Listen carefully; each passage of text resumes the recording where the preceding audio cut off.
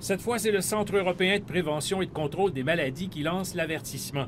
Le virus semble bien s'adapter aux humains et il y a donc plus de chances qu'il reste, qu'il disparaisse. Ce n'est pas inusité pour un virus. Bien sûr, les vaccins vont permettre de réduire le risque de contracter la COVID-19, mais on ne sait pas dans quelle mesure la transmission est stoppée.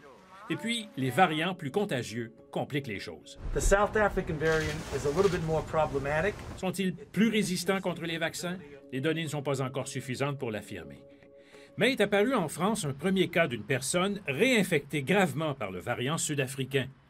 Des chercheurs ont décrit le cas d'un homme de 58 ans qui avait déjà été atteint de la COVID-19 en septembre. Les symptômes disparaissent après quelques jours et l'homme est testé négatif 2 fois en décembre.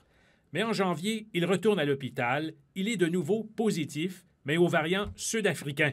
Mais cette fois, c'est plus grave.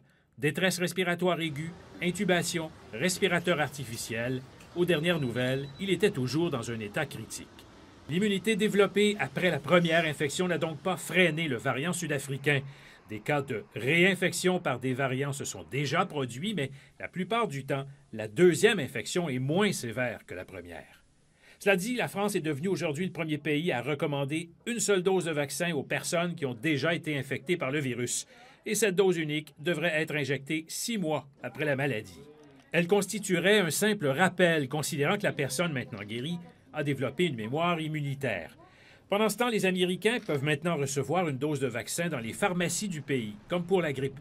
Au rythme actuel, les États-Unis vont avoir suffisamment de doses d'ici la fin juillet pour pouvoir vacciner la grande majorité de la population. Sylvain Drapeau, TVA Nouvelles.